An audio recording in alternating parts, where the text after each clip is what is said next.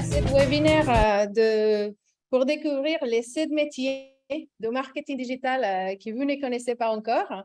Et je suis Laura Cambronero, directrice de recrutement et admission chez Origami. Et je suis accompagnée par Wasila et Vixia, qui sont des responsables pédagogiques. Wasila, Vixia, est-ce que vous êtes là?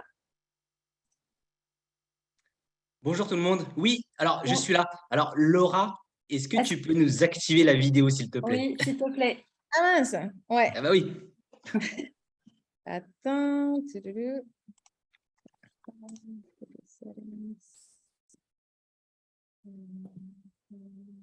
J'en profite pour dire bonjour à tout le monde.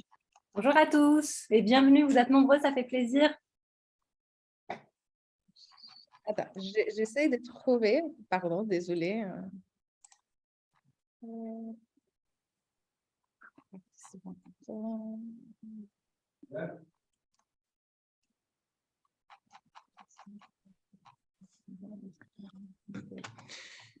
Bonjour Julien, bonjour Dalil. Bonjour Yannick, bonjour Ronan. Je fais du name dropping là, le temps que. On ne se peut pas activer la caméra. Denis, c'est bon, ça fonctionne? Denis, nous sommes 72 au moment où je te parle.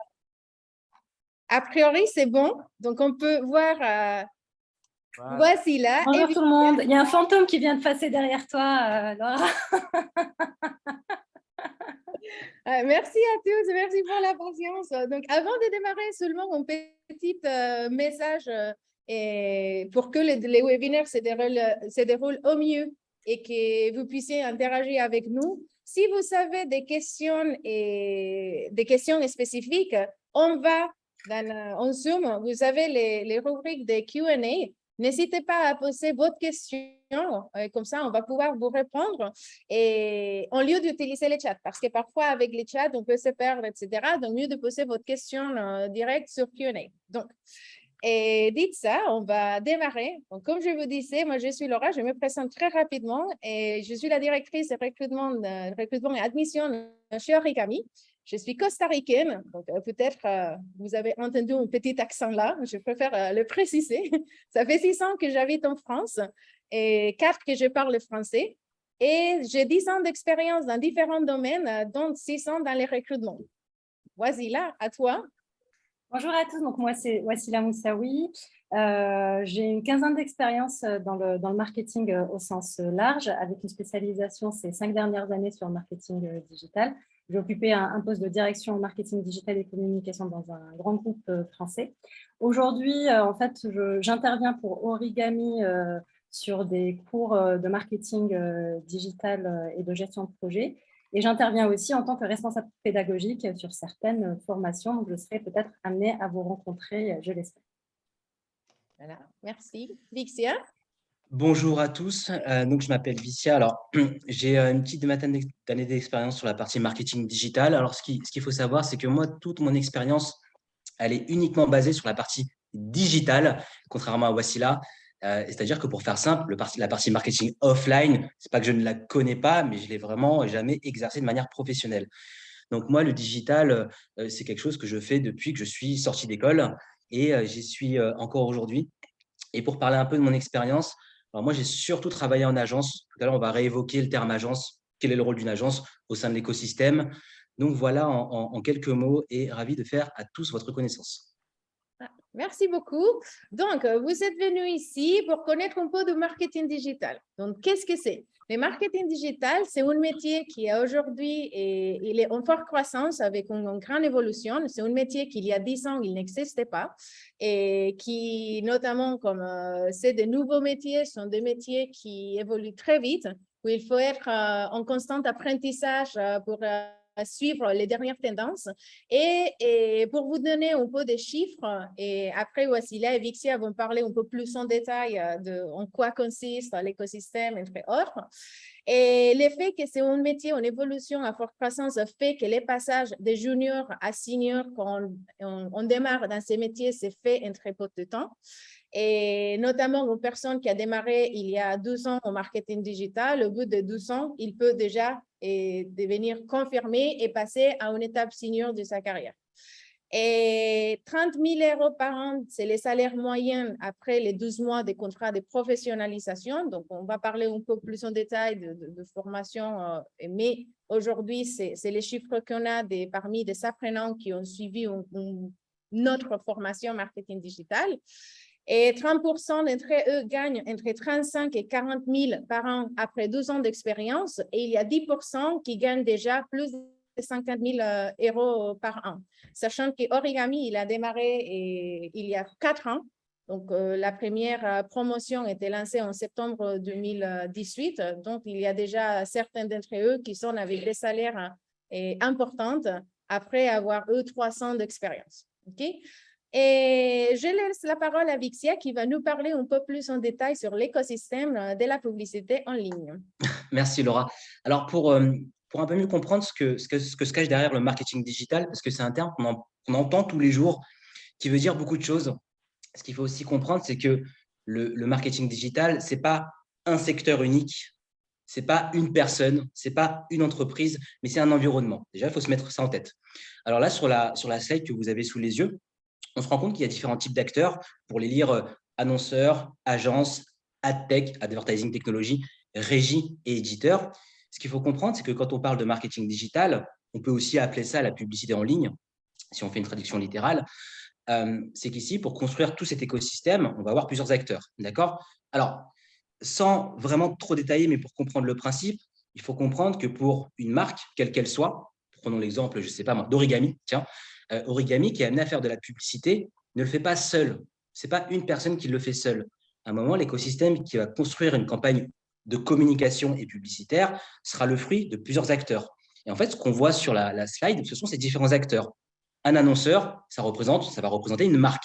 Exemple Origami. Une agence, tout à l'heure, quand je disais avoir une expérience en agence, ce sont les personnes qui vont conseiller les annonceurs et les marques pour développer une strate.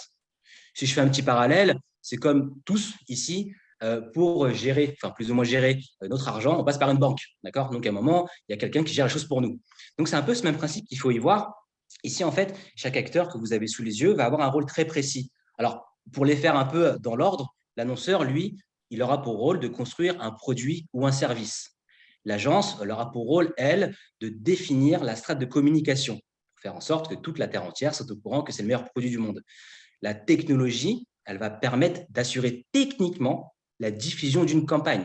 Pourquoi assurer la diffusion techniquement? Tout simplement parce que les appareils qu'on utilise, exemple, ce mobile, on ne voit pas, ce téléphone, voilà, c'est tout simplement un appareil technologique. Donc, à un moment, pour y mettre une pub, il ne faut pas mettre de la colle. Donc, il y a de la techno derrière. Les régies publicitaires, elles, sont des organismes qui vont gérer plusieurs, ce qu'on appelle espaces publicitaires, comme dans la vie en marketing offline, exemple déco, voilà, s'il faut prendre un exemple. Un éditeur, lui, pour donner un exemple, c'est un site. Prenons Le Bon Coin. Quand vous allez sur Le Bon Coin et que vous n'avez pas activé AdBlock, vous verrez de la pub. D'accord? Donc, en fait, on se rend bien compte, juste dans l'explication, qu'on a plusieurs acteurs. Et les 5 acteurs qu'on a sur la slide, eux, ce sont eux qui vont avoir ce rôle-là de développer et d'assurer la bonne diffusion d'une campagne de communication et surtout qui va répondre à des objectifs pour une marque.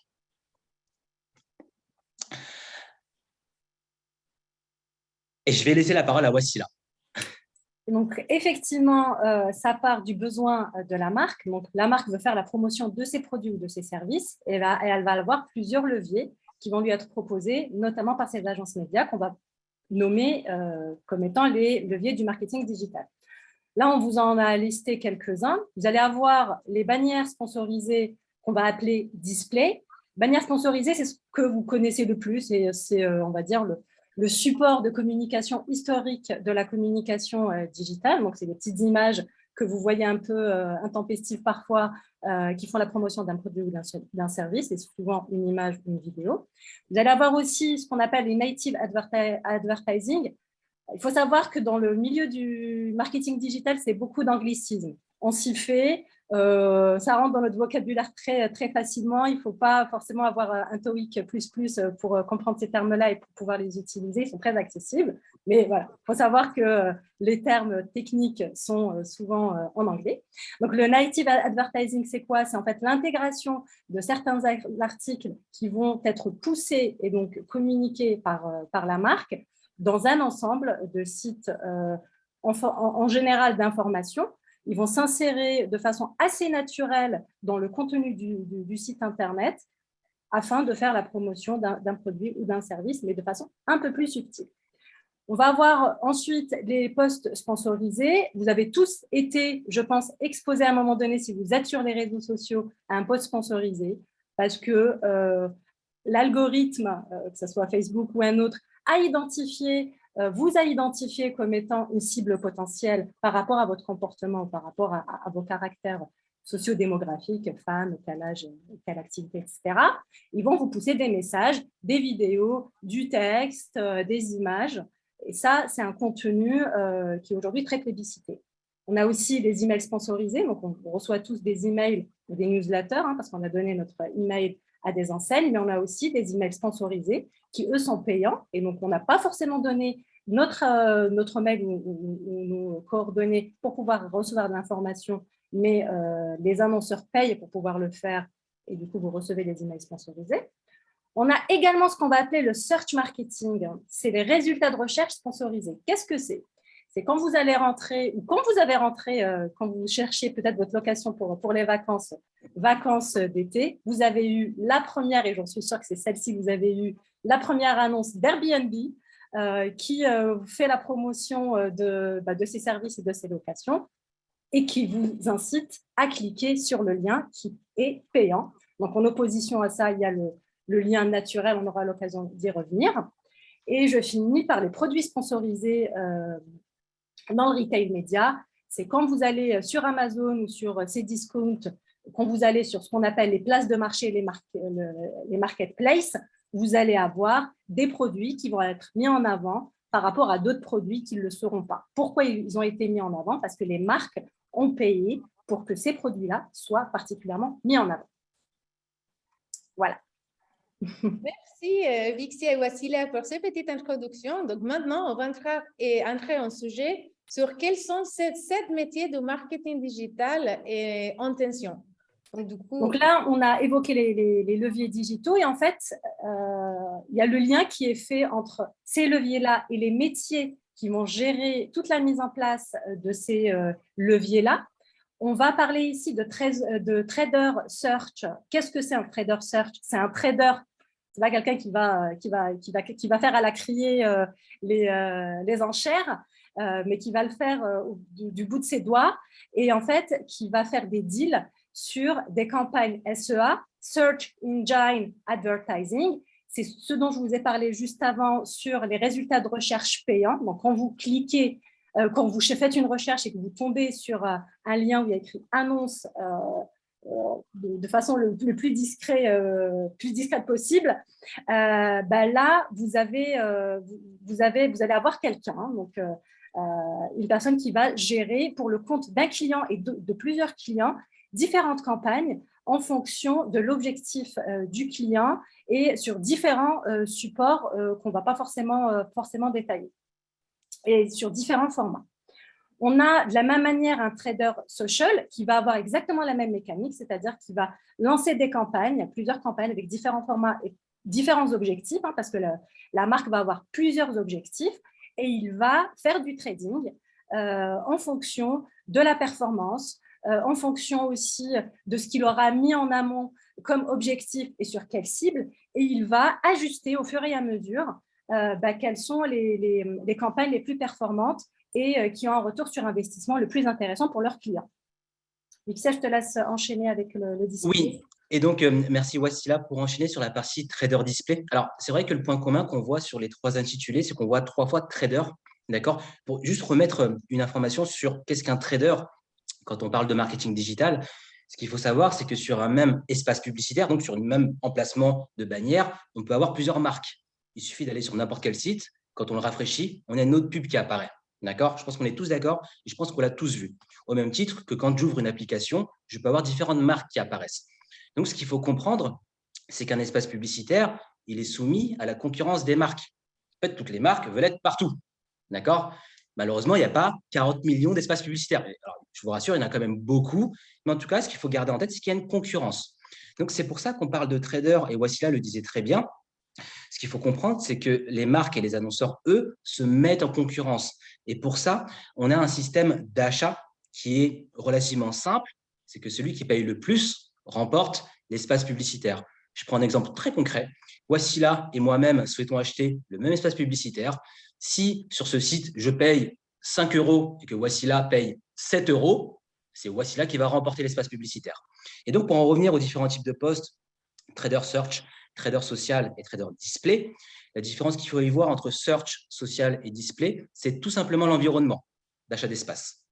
Au même titre, je prends un exemple de la vie de tous les jours pour bien comprendre, quand on voit de la pub dans la rue, on peut aussi bien en voir dans le métro, dans la rue, dans les abribus, dans les centres commerciaux. Et bien là, dans le digital, c'est le même principe.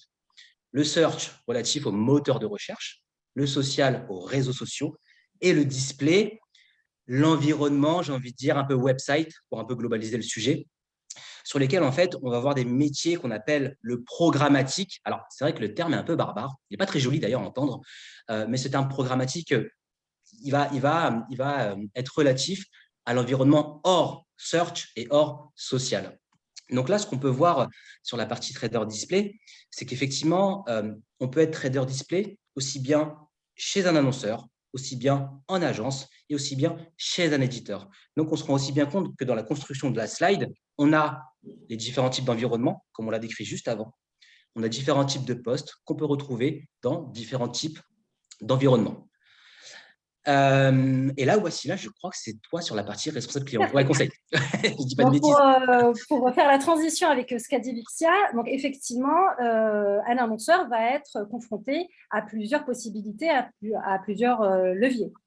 Et donc, il y a un poste qui existe chez les agences médias qui est le rôle du responsable client. Et sa tâche, c'est en fait d'avoir vraiment un rôle de conseil client. Il va, dans un premier temps, recueillir tous les besoins du client et qui va traduire en stratégie média, en intégrant, bien entendu, la réflexion du client au sens large et aussi en tenant compte de l'écosystème dans lequel il évolue. Et effectivement, il n'évolue pas seul. Il n'est pas seul sur le marché. Il faut aussi tenir compte des concurrents. Il va élaborer la stratégie en collaboration, comme je le disais, avec le client et transmettre également toutes les consignes pour la mise en place des plans médias en collaboration avec les experts, donc en collaboration avec les traders également, qui vont, eux, mettre en place et dealer en fonction des besoins et en fonction de l'objectif qu'on va se mettre en commun avec notre client. Peut-être, voici là, je me permets aussi d'appuyer le discours agence, parce que je le connais aussi pas mal. Ce qu'il faut aussi vraiment qu'on garde tous en tête, c'est que c'est vrai que naïvement, on peut penser que les annonceurs ont tous le même objectif, c'est-à-dire de vendre. Et donc ici, si tout le monde a le même objectif, on peut se dire, mais finalement, il n'y a pas 40 000 stratégies. Ce qu'il faut aussi bien garder en tête, c'est que l'objectif, évidemment, une des finalités est de vendre, voire de fidéliser s'il faut aller plus loin, mais on a aussi des marques qui veulent se faire connaître. On a aussi des marques qui, à un moment, veulent changer d'image de marque. Je veux me rajeunir. On a aussi des marques qui veulent cibler une audience très précise. Par exemple, je ne sais pas, les retraités. On a des marques qui, tout simplement, en fait, veulent challenger leurs concurrents. On voit très bien quand Burger King communique à travers sa communication face à McDo. Donc, en fait, on se rend bien compte que les marques, elles, quand elles communiquent, elles ont différentes stratégies qui sont évidemment définies en amont. Le responsable clientèle, lui, a ce rôle de définir les grandes lignes stratégiques, raison aussi pour laquelle, sur le marché, il existe plusieurs agences et évidemment plusieurs types de stratégies. D'accord ? Et donc, le rôle du conseil et du responsable de clientèle, c'est évidemment de s'adapter et, comme le disait Wassila, de répondre à ses objectifs. Et donc, sans transition, on a aussi un métier qui est le métier de business developer ou de bizdev pour les intimes. Donc ça, c'est des métiers qu'on va beaucoup retrouver dans les adtech. J'ai vu sur le chat qu'il y avait pas mal de questions sur la partie adtech. Alors, pour un peu démystifier le sujet, c'est vrai que Wassila disait qu'il y avait beaucoup d'anglicisme, d'accord, mais avec le temps, on s'y habitue très largement. Les adtech, je vais donner un exemple ultra simple, enfin j'espère. Quand vous achetez un produit je ne sais pas, sur Amazon, pour ne pas leur faire de la pub, en général, quand on achète un produit, 3 secondes après, on a un mail de confirmation qui nous envoie vous avez bien acheté le produit, il va vous être envoyé dans 3 jours. Ce qu'il faut comprendre, c'est que ce mail, ce n'est pas une personne qui l'envoie de manière manuelle. À un moment, tout ça est automatisé. Donc, on a de la technologie qui permet d'assurer la communication. D'accord? Donc, en fait, cette logique d'aller entretenir la relation avec un acheteur, c'est une partie prenante des ad tech. Évidemment, il en existe des milliers. D'accord? Donc, la tech, c'est tout ce qui va assurer le bon fonctionnement d'une communication à travers de la technologie. Après, la communication, c'est un sujet aussi qui est très, très large. Donc ici, pourquoi on parle de postes comme des postes de business developer? Puisque finalement, je vais reprendre mon exemple d'envoi automatisé de l'email. Les entreprises, elles peuvent, pas à 100%, mais dans beaucoup de cas, passer par des prestataires externes pour assurer la faisabilité technique d'une communication. Raison pour laquelle, sur l'écosystème du marketing digital, on a des gens, des entreprises qui ont pour rôle, qu'on ne voit jamais de manière frontale, ils sont plutôt en back-office, ils vont juste assurer que tout fonctionne. D'accord? C'est un peu, je fais un parallèle avec le marché de l'automobile. Quand vous achetez une Renault, vous avez des pneus Michelin. Michelin est le prestataire de Renault. D'accord? Mais quand on achète une Renault, on n'achète pas chez Michelin, on achète chez Renault. Donc, il y a un peu ce même principe-là, sur lequel le but du jeu pour ces personnes qui bossent dans la tech, c'est de faire en sorte que, ils aient le meilleur produit du monde et surtout que le marché soit au courant, de manière à vendre leurs prestations. D'accord? C'est pour ça que quand on parle de business developer, alors évidemment qu'il y a un rôle très commercial dans l'approche, convaincant, connaître son produit, connaître le marché et évidemment générer le maximum de chiffre d'affaires pour l'entreprise pour laquelle on travaille. Donc, ce poste-là de business developer, les aptitudes qu'on va y attendre, évidemment, c'est des aptitudes de relationnel, d'aisance à l'oral, de connaissance de métier, connaître les forces et les faiblesses de son produit, de sa technologie. Donc, ça aussi, c'est des postes qu'on va très régulièrement retrouver dans les métiers du marketing digital. Et c'est vrai, principalement dans la partie ad tech et régie publicitaire. Et je crois que voici là, tu prends la suite. Le micro. Voici là ton micro. Oui, ce relationnel dont tu parlais est aussi nécessaire pour le SEO manager. Alors, qu'est-ce que c'est? Le SEO, encore un anglicisme, c'est Search Engine Optimization, SEO. C'est quoi? Donc, je vais reprendre mon exemple de recherche de location pour vos vacances. Quand vous tapez location d'été, vous allez avoir un résultat de recherche qui va arriver après les résultats de recherche payants. C'est Abritel qui va arriver peut-être de façon naturelle un peu plus loin. Et en fait, qu'est-ce que c'est comment vous l'expliquer de façon la plus simple possible? C'est en fait la combinaison de 3 éléments pour favoriser l'affichage ou non d'un lien. Il y a 3 choses dont Google tient compte parce qu'aujourd'hui, il fait plus 90% du marché sur les résultats de recherche et en tant que navigateur. En fait, il y a 3 choses dont il faut tenir compte. C'est la structure du site. Il va un peu sonder comment est structuré le site de façon technique. Ça, c'est la première chose. Il va voir si son contenu est pertinent par rapport à la requête qui a été rentrée. Et enfin, il va aller sonder aussi si on parle de ce site-là, ce que d'autres sites parlent de ce site-là. Donc ça, je vous schématise ça de façon très, très succincte. Et en fait, le rôle du SEO manager, ça va être quoi? Ça va être encore une fois de recevoir et de recueillir le besoin d'un client qui veut travailler sur ton site Internet, qu'il soit déjà lancé et qui veut améliorer son SEO, ou qu'il soit dans une phase de lancement pour partir sur les bonnes bases et mettre en place une structure technique nickel, un contenu nickel qui soit en lien avec son activité et commencer à travailler sa popularité en nouant éventuellement des partenariats. Donc moi, dans ma vie, j'ai travaillé, dans ma vie de directrice marketing digital, j'ai travaillé avec des SEO managers qui étaient mes interlocuteurs dans des agences SEO, donc, dont c'est le métier, il y a des agences qui font que ça, il y a d'autres agences qui font ça et autre chose, qui travaillent également sur des campagnes payantes. Et en fait, sa responsabilité, c'était de m'accompagner dans l'enrichissement du contenu de mon site Internet afin qu'il soit le mieux placé possible sur des requêtes en particulier rentrées par mes clients. Ce poste-là existe aussi bien chez l'annonceur, dans les grandes entités, on va avoir des SEO managers qui vont en fait s'occuper de mettre en place des contenus et d'auditer aussi de façon régulière les sites sur lesquels ils travaillent. C'est souvent le cas dans des grosses boîtes qui ont plusieurs sites Internet, dans des grands groupes.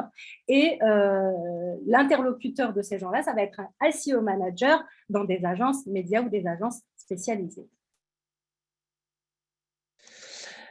Alors, si tu as terminé, Wassila, oui, j'ai terminé. pour enchaîner sur la dernière partie de la slide, la partie data analyst / media scientist. Alors, encore une fois, de l'anglicisme. Je vais un peu prendre le premier terme qu'on voit, le terme data. Alors, c'est vrai que ça c'est pareil, c'est un terme qui est très générique. Je l'associe un peu au marketing digital où on peut entendre beaucoup de choses, mais qui n'est pas forcément clair pour tout le monde. Ce qu'il faut comprendre, c'est pourquoi on parle de data depuis pas mal d'années maintenant. C'est le fruit de plusieurs choses. C'est le fruit du fait que l'utilisation d'Internet prend de plus en plus de place dans les foyers de chacun. C'est le fait aussi que l'utilisation qu'on en fait d'Internet est de plus en plus variée. Et donc, le résultat, en fait, de ces deux combinaisons, c'est le fait qu'on soit tous uniques sur Internet. C'est-à-dire que ce soit Wassila, Laura ou moi-même, on n'est pas les mêmes personnes sur Internet. Tout simplement parce qu'on ne fait pas la même chose. D'accord ? Donc, à un moment, l'idée qu'on a d'Internet, nous, et j'inclus en fait tous ceux qui regardent le webinaire, tous experts ou futurs experts en marketing digital, notre rôle, c'est de comprendre le comportement de l'internaute. Qu'est-ce qu'il fait? Pourquoi Laura, quand elle voit une bouteille de jus d'orange, pourquoi elle ne l'achète pas? Pourquoi Laura, quand je lui envoie un email, elle ne l'ouvre pas? Pourquoi Laura, quand elle a liké, je ne sais pas, la page de Michael Jackson sur Instagram, pourquoi elle se met à liker toutes les publications? Donc, en fait, l'idée, c'est de comprendre comment fonctionne Laura. Et une fois qu'on comprend son fonctionnement, ses goûts, ses habitudes de travail, de vie et de consommation, c'est là où on va être capable de lui apporter un message qui soit personnalisé. Parce que l'un des objectifs suprêmes des marques et des annonceurs, c'est d'avoir un message qui soit individualisé. Je pense qu'on l'a tous vécu. Il n'y a rien de pire d'avoir un message publicitaire sur lequel on ne sera jamais client. Et ça, c'est à la fois de la perte d'argent pour une marque, parce qu'une marque paye pour faire de la publicité, et c'est aussi une publicité qui n'a pas d'effet sur le consommateur. D'accord? Donc, ce terme data, c'est de comprendre le comportement, de l'analyser, d'où la notion analyste, voilà, qui est Laura. Je te prends par exemple, Laura, je suis désolé, mais je te vois sur mon écran. Dans toute cette brique de data, parce qu'évidemment, c'est des sujets qui sont très complexes. Là, je ne parle que du cas de Laura, mais gardez en tête qu'on parle potentiellement de 5 milliards d'utilisateurs, d'accord? Donc, à grande échelle, ça représente beaucoup, tout en prenant en compte tous les comportements. Et raison pour laquelle, on le voit sur le terme, il est écrit Media Scientist, on apporte beaucoup de valeurs scientifiques sur ce qu'on fait, puisque l'idée, c'est aussi de comprendre des comportements dans des masses, d'accord? Parce que traiter l'individu de manière donc individuelle, c'est très, très complexe. Donc aussi, l'idée, c'est de comprendre des comportements dans des groupes, de tenter au mieux de leur parler de manière le plus individualisée possible. Donc, la data, la partie information, statistique, alors, c'est des places qui sont extrêmement importantes aujourd'hui chez les marques et les annonceurs. C'est aussi des postes qui sont très stratégiques. Je vous prends un exemple très bête. Et pas plus tard qu'hier, en fait, je voyais que Decathlon avait lancé une application de mémoire qui va mesurer nos achats, nos nombres de pas, etc. Quand on est expert du métier, ce qu'on peut comprendre entre les lignes, c'est aussi une manière pour cette marque de mieux comprendre le consommateur. Tiens, si je me rends compte que Laura fait, je vais dire peut-être une bêtise, 25 000 pas par jour, peut-être que c'est le bon moment de lui proposer une paire de running qui tienne la route. Parce que faire 25 000 pas en sandales, pour les articulations, ce n'est pas terrible. Donc, en fait, juste quand je dis ça, j'analyse ce que fait Laura, je prends une information qu'on peut appeler de la data, j'adapte mon message commercial par rapport à ce qu'est Laura. Donc, ces métiers-là sont aujourd'hui extrêmement prisés, extrêmement intéressants aussi, puisque, évidemment, le but du jeu, c'est de comprendre tout ce qu'on fait, sachant aussi que tout ce qu'on s'est dit depuis le début, que ce soit la partie trader, la partie responsable de clientèle, BizDev, SEO ou data analyst, tout ce qu'on raconte avec Wassila, c'est vrai le 25 août à 14h02. Ça, il faut vraiment le garder en tête aussi. C'est-à-dire que peut-être le 25 août 2023, on va voir des nouvelles choses, puisque tous ces métiers vont sensiblement évoluer au gré des technologies, au gré de l'offre qui nous est présentée en termes de consommateurs, en termes aussi, ne serait-ce que de consommation chez nous, d'accord? Quand on sait que Apple, tous les ans, sort un nouvel iPhone, on se rend bien compte qu'il y a des nouvelles technologies qui arrivent sur le marché.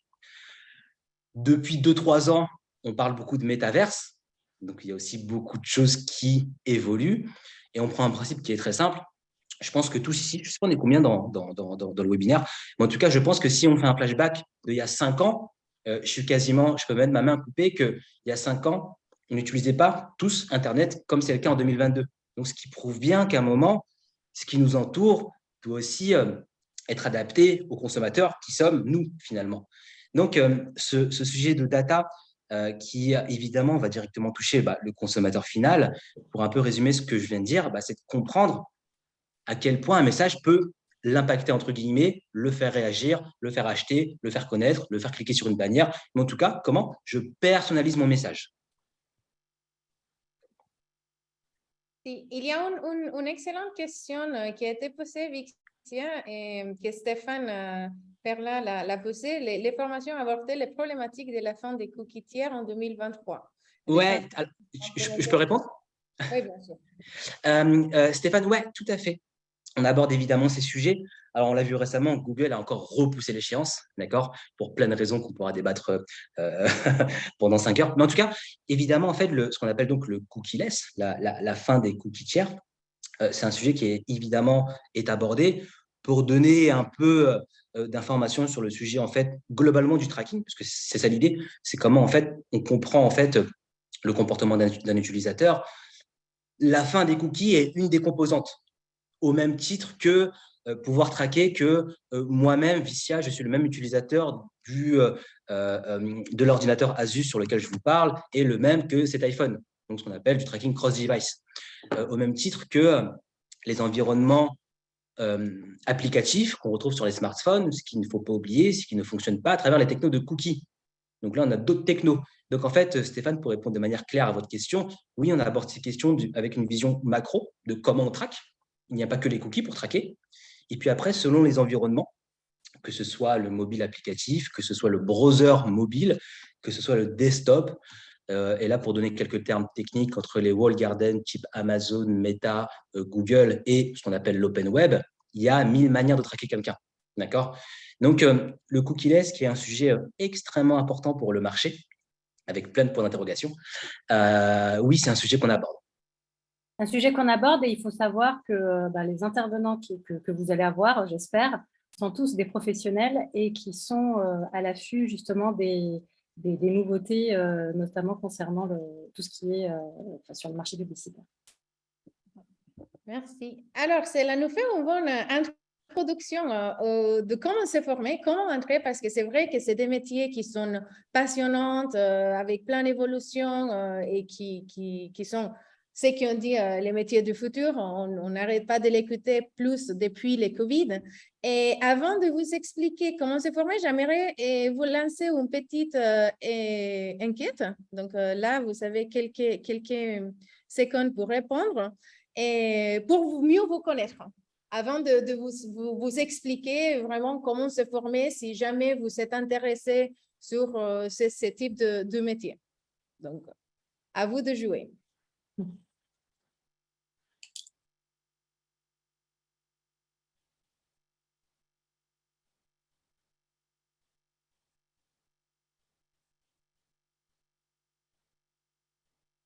On est à 54 de participation. Allez-y. Encore quelques secondes avant de fermer l'enquête. 50, 75. Très bien. 80. Super, il nous vend 20%. Allez. Allez, on arrive presque à 90. On peut le faire.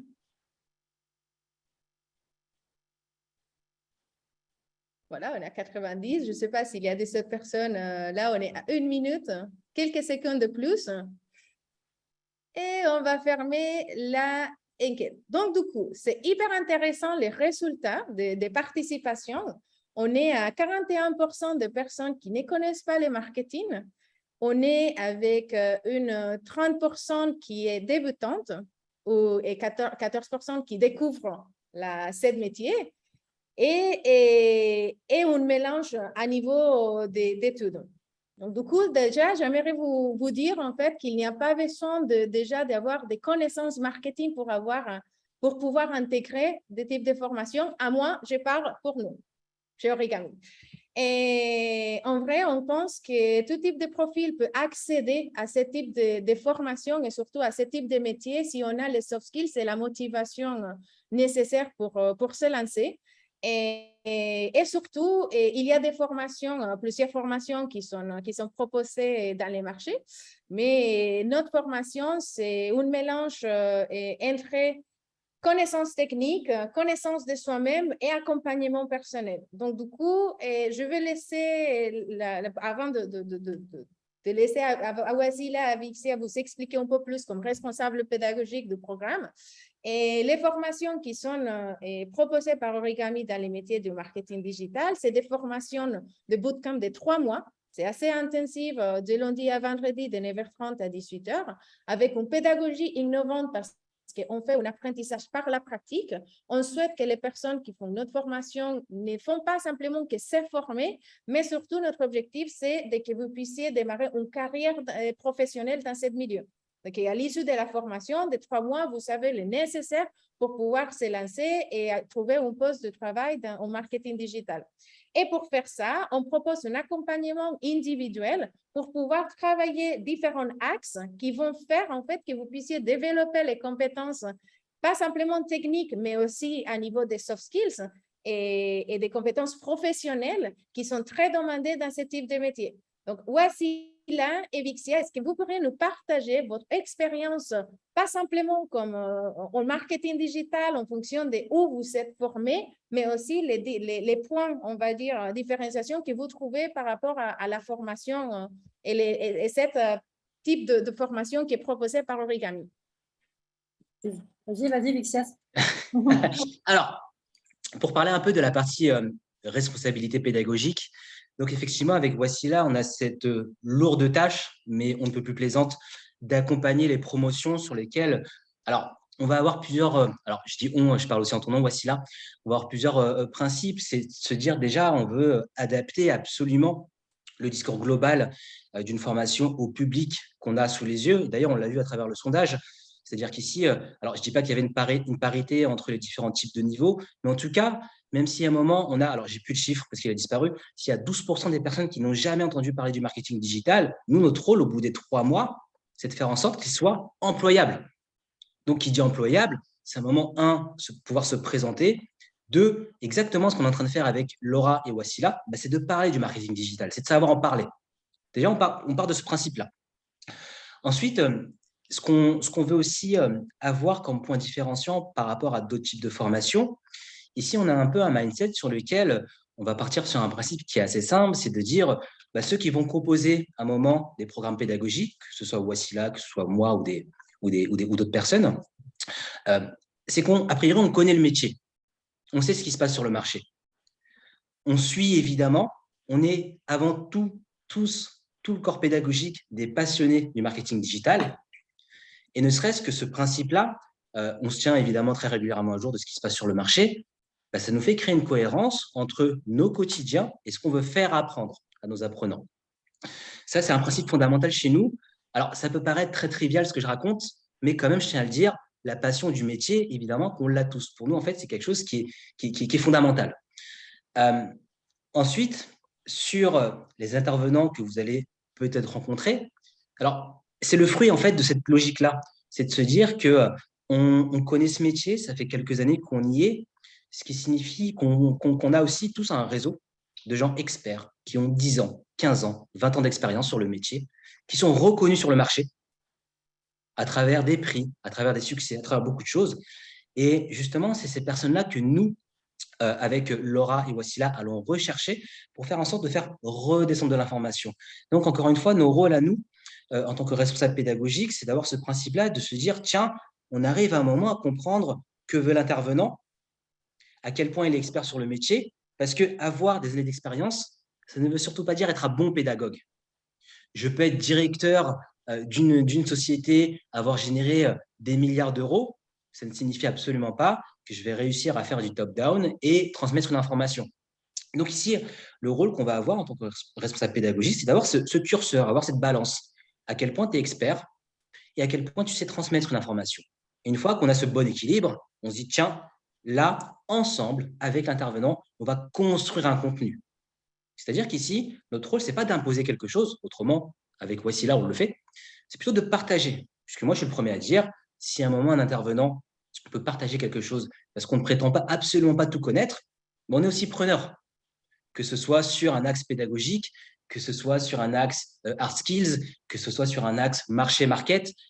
Finalement, en fait, nous-mêmes, en tant que responsable pédagogique, on fait apprendre, mais on apprend aussi tous les jours. Et c'est ça la réalité.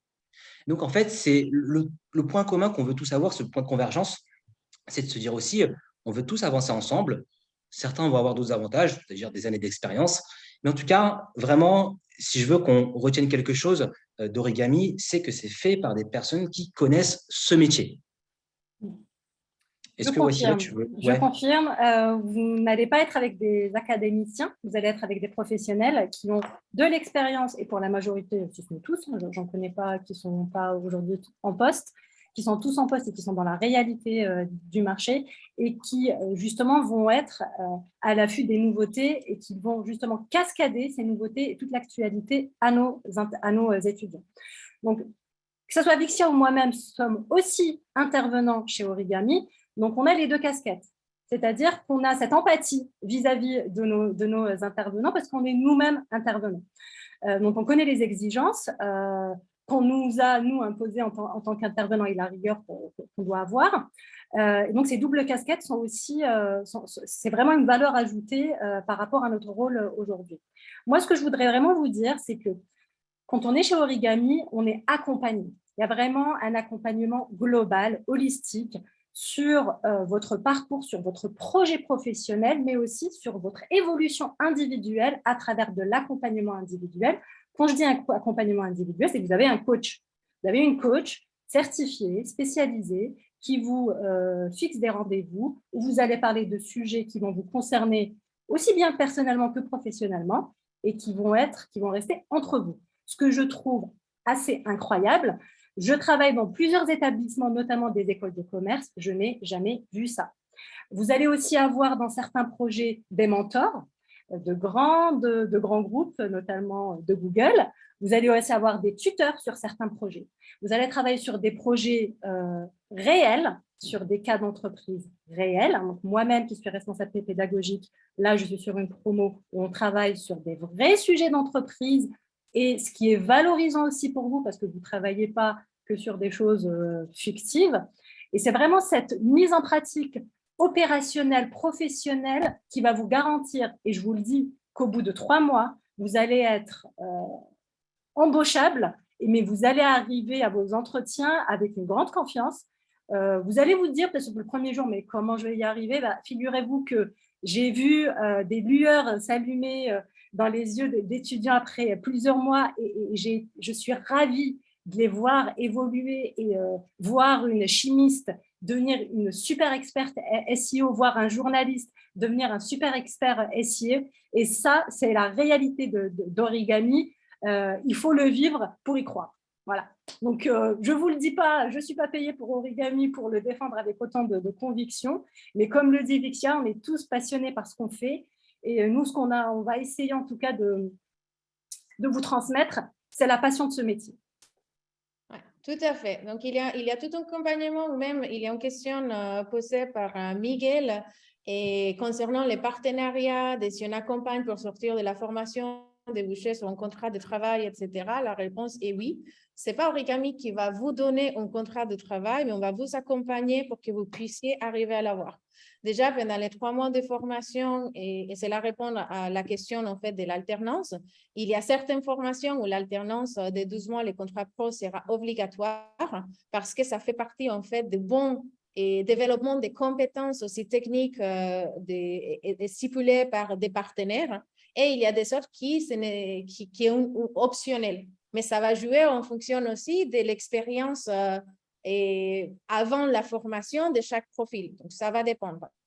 Et nous, on a une équipe dédiée à l'accompagnement et le développement en fait, des relations d'entreprise qui est en recherche active de nouveaux et offres de postes pour accompagner nos apprenants, pour mettre en place en fait, des partenariats et faire cette mise en relation. Il y a certaines que nous, c'est une formation dédiée pour des partenaires, notamment on a Publicis, WPP, Avast, CVWA, qui sont des grosses agences internationales très reconnues dans les marchés et qui souhaitent des formations dédiées, donc du coup, que cherchent des profils et nous, on met en place la sélection des profils, la formation et donc du coup, qui vont y aller. Donc, il y a les deux choses. Et il y a aussi, c'est important à partager que c'est une expérience unique dans le fait que c'est 100% financé. Et c'est des formations qui ne vont pas y aller toucher les CPF ou vous allez devoir en fait payer de votre propre revenus pour pouvoir avoir accès. C'est des formations qui sont 100% financées et qui donnent accès à un diplôme qui est reconnu par l'État. Donc ça, c'est aussi important à vous dire. Après, il y avait, oui, Wasila et Vixia, en fait, ils sont mentionnés. On a des chimistes, on a des journalistes. C'est important aussi à vous partager que la façon comme les processus de sélection a été développé chez nous fait que n'importe quel type de profil peut avoir accès. Déjà, avant que je démarrais ma vie professionnelle ici en France, j'ai pu constater par expérience propre qu'est-ce que c'est des recherches de l'emploi ici. D'avoir peut-être une expérience et avoir beaucoup de rejets parce qu'on n'a fait pas des écoles assez spécifiques, peut-être, ou parce qu'on a choisi un parcours qui est un peu atypique, ou parce qu'il nous manque certaines compétences qu'on doit apprendre par rapport à des expériences, ou par rapport à un type de formation. Et donc, du coup, je ne voulais pas, en fait, développer un processus de recrutement qui entrait dans ce système de recrutement classique. Parce qu'il y a des autres façons de recruter. Et surtout, cela ne veut pas dire que parce qu'on a fait une certaine école ou parce qu'on a certaine expérience, qu'on a les bons profils pour un poste de travail. Et moi, je crois fermement, en fait, que les choses qui peuvent aider à la réussite en entreprise, c'est les soft skills et la motivation. Quand on est motivé et quand on a des soft skills qui sont spécifiques par rapport à un type de métier, c'est ça qui peut aider à qu'une personne puisse décrocher une carrière durable en entreprise. Il y a certains prérequis qui vont être spécifiques à chaque formation parce que les marchés les demandent comme ça ou parce que les entreprises partenaires les demandent comme ça. Qui sont d'avoir les droits de travailler en France, d'avoir minimum 18 ans parce que ça fait partie de la loi. Et dans certains types de formations, notamment les media scientists, d'avoir 1 mois en bac+2. Mais pour la plupart, c'est des formations qui sont ouvertes à tous. Vous allez devoir passer une certaine sélection. On dirait que c'est une sélection qui est assez lourde pour entrer en formation, mais il faut se rappeler que nous, on n'est pas là pour vous former. On est là pour vous accompagner à réussir un projet professionnel. Ça veut dire que vous puissiez développer une carrière durable dans ce milieu. C'est pour ça que le processus de recrutement a été développé dans le fait qu'on sait que les personnes qui sont sélectionnées pour la formation vont réussir les 3 mois de formation qui est assez intensive. Ces 3 mois, c'est court pour avoir beaucoup d'informations, beaucoup de pratiques à plein temps, mais en même temps, qui vont réussir à s'insérer professionnellement dans ce milieu. Donc, il y a 4 étapes spécifiques dans la sélection. La première, c'est l'inscription et des tests cognitifs. Les tests cognitifs vont nous permettre d'identifier comment se situent les différents soft skills chez vous. Après, vous allez devoir passer une étape technique. Il s'agit d'un exercice sur Google Sheet pour voir quelle est votre capacité d'analyse et comment vous êtes avec les chiffres. Après, vous allez avoir l'opportunité d'un échange individuel avec un membre de mon équipe où vous allez pouvoir partager votre projet professionnel. Parce que l'idée, c'est que votre projet professionnel puisse être réussi à l'issue de la formation. Donc, du coup, c'est important de voir si, avec la formation qu'on propose, vous pouvez arriver à atteindre votre projet professionnel. Et finalement, un atelier collectif parce que nous, on est aussi sur l'intelligence collaborative. Le travail en équipe, c'est hyper important dans ce type de métier. Donc, du coup, on souhaite s'assurer que ça va être, en fait, que la personne a tous les bons, on va dire, qui coche les max de critères de sélection possibles pour réussir son projet professionnel. Et on a différentes sessions pour la rentrée, donc notamment sur tous les types de métiers que Wassila et Vixia vous ont expliqués. On a des formations à Nantes et Lille et Marseille ou Toulouse, qui est la formation Bootcamp numérique. C'est une formation assez généraliste qui va toucher un peu à tout. On a la formation Media Scientist qui démarre le 3 octobre. Et on a une formation Expert Sales pour vous former à devenir business developer, travailler dans les régions de sa tech. Et on a des formations dédiées à des agences. Donc, du coup, c'est des formations qui vont former sur les métiers de trader display, search, social media et les métiers de conseil aussi pour aller travailler en agence. Donc, juste pour préciser, donc ces postes-là, en fait, ils existent. D'accord ? Ouais. C'est des partenaires dont parlait Laura. C'est-à-dire que sur ces formations, à l'issue des 3 mois, vous partez en contrat de professionnalisation chez les partenaires. Oui, exactement. Et on a parlé de sélection par la motivation et les soft skills. En fait, dans ce type de métier, il y a des soft skills qui sont importants à avoir. Okay? Donc, ça, c'est notamment le raisonnement analytique, d'avoir la capacité d'analyser l'information et trouver des solutions et pouvoir faire des optimisations auprès de campagnes, etc. Ça se fait à partir de l'analyse des informations et de la donnée. La collaboration, le travail en équipe, d'être persévérante et de pouvoir, en fait, c'est des métiers qui changent tout le temps. C'est des métiers qui évoluent tout le temps. Et donc, du coup, il faut être capable d'avancer, de s'adapter, d'être flexible, d'être persévérante, d'être très organisée parce que parfois, vous devez gérer plusieurs clients au même moment, plusieurs campagnes au même moment. Donc, du coup, de savoir quel budget a été attribué à quoi. Et après, de faire beaucoup d'attention aux détails et la rigueur parce que si on se trompe sur un zéro en mettant un budget, ça peut être catastrophique. Ce n'est pas la même chose de mettre 100 € sur un budget à mettre 1000 €. Okay? Et finalement, Origami, pour vous parler un peu des chiffres, après répondre un peu à vos différentes questions, nous, aujourd'hui, on existe depuis septembre 2018 et on a déjà fait 43 sessions. On est accompagné 713 profils. On a 6 parcours de métiers différents et surtout, on est 85% de retour à l'emploi. Ça, c'est les chiffres véridiques et en fonction des résultats qu'on a eu jusqu'à aujourd'hui. Et je vous laisse là certains retours de nos apprenants qui ont trouvé la voie après la formation. Là, il y a Bao qui demande en fait si on va travailler les outils et les logiciels, ça fait partie de la pratique. Et on ne va pas y aller que dans la théorie. On va faire, en fait, toucher les outils, de comprendre comment ça marche, de faire les paramétrages des campagnes. Et après, je laisse Wassila et Vixia compléter parce que c'est eux notamment qui mettent ça en place. Hein. Alors, Origami, c'est quoi? Le slogan d'Origami, c'est révéler les talents et accélérer l'équité. Et ce n'est pas juste pour faire joli sur un site internet ou sur un flyer. Moi-même, je l'ai vu et je l'ai expérimenté avec mes étudiants. Il y a des profils. Vous avez des âges différents, des expériences de vie différentes, des parcours de vie complètement différents. Et quand on est chez Origami, on est tous égaux dans la mesure où on a la niaque, on a envie. Et toute l'équipe pédagogique, les intervenants, on travaille tous ensemble, la main dans la main. Notre objectif commun est vraiment de faire évoluer nos apprenants et de leur garantir un emploi dans un secteur porteur que nous, on pense vertueux. Et c'est vraiment ça, notre objectif, d'accompagner nos nos alternants, enfin nos alternants ou pas. Mais ce que je veux vraiment vous dire, c'est que vous allez peut-être suivre d'autres webinaires d'autres établissements.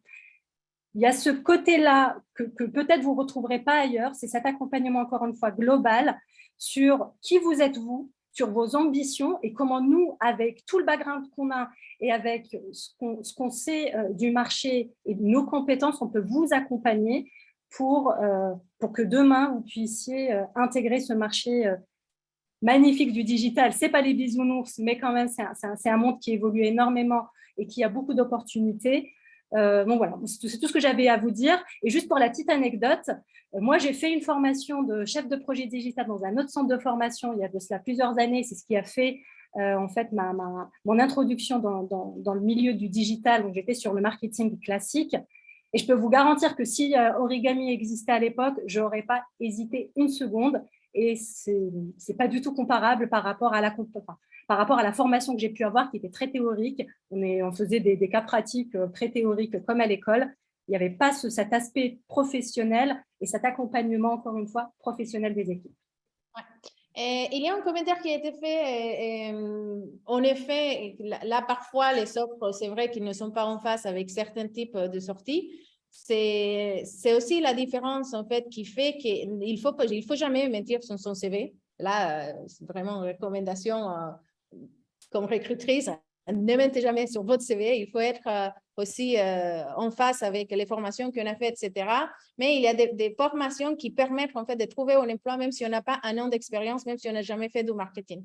Ouais. Et la façon, en fait, comme c'est développé, l'accompagnement qui est fait pour développer les compétences techniques, peut-être vous ne serez pas opérationnel à l'issue des 3 mois, mais vous serez les nécessaires pour démarrer et on poste. Après, il y a toujours une courbe d'apprentissage qui s'est fait en poste de travail. Ça, c'est normal comme dans tout type de poste. Mais c'est possible, en fait, de les faire. Et il nous reste quelques minutes pour répondre à quelques questions avant de... Est-ce que je peux juste rajouter, Laura, un petit commentaire par rapport, encore une fois, à Origami. Origami a été créé par quelqu'un du marché. C'est un spécialiste du marché de la communication digitale et qui a son réseau. Donc aujourd'hui, Origami est aussi connu sur le marché comme étant une école de référence sur le marketing digital. Donc voilà, je voulais juste rajouter ça pour vous dire que ce n'est pas une école qui est aujourd'hui confidentielle sur le marché et elle profite du réseau de son fondateur et de tout le réseau des intervenants et des responsables pédagogiques. Oui, exactement. Et en fonction des types de formations, si vous êtes intéressé pour postuler, et il y a certaines, oui, il faut trouver les contrats pro avec une entreprise avant le début du programme, mais c'est pour les formations que nous, on a des partenaires et donc, du coup, l'entreprise est déjà là. On a un processus de recrutement qui permet à vous, en fait, d'être présélectionné, être présenté directement à l'entreprise, ce qui facilite de pouvoir avoir l'opportunité de cet entretien en entreprise et avoir accès au programme. Notamment, toutes les formations Media Scientist, Expert Sales et toutes les formations en agence média, c'est le cas et les processus pour accéder, c'est fait à travers nous. Et si vous ne savez pas quel est le type de métier, si vous êtes intéressé, mais vous ne savez pas parce que c'est vrai, il y a beaucoup d'informations, il y a beaucoup de métiers, pourquoi on peut se tourner. Et chez Origami, avec l'équipe recrutement, nous, on a mis en place un parcours d'orientation où notamment on peut vous accompagner pour donner ensemble, à travers des différents échanges, etc., et des profils, et que vous savez quelle est la formation qui pourrait vous correspondre le mieux en fonction de ce que vous cherchez à faire professionnellement. Et notre formation sont adaptées pour éventuellement devenir social media manager, hein, tout à fait, et éventuellement, la rémunération pendant la formation, vous ne serez pas rémunéré. Et vous serez normalement, si vous touchez l'indemnisation chômage, c'est des formations où vous continuerez pendant les 3 mois de formation à toucher l'indemnisation chômage. Et une fois que vous démarrez votre contrat de professionnalisation, si c'est le cas, il y a des grilles et des salaires spécifiques pour les 12 mois de contrat Et à l'issue de ce type de contrat, les salaires, ça peut être au minimum 30 000, entre 30 et 32 000 cas par an, en fonction aussi des types de profils.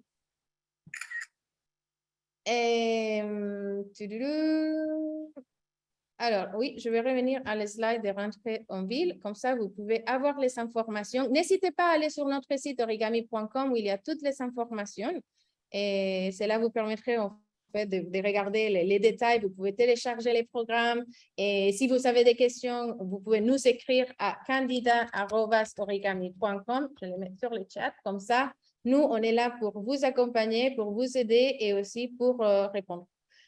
Et je pense qu'on a répondu à peu près à toutes les questions, même si cela s'est répété un peu.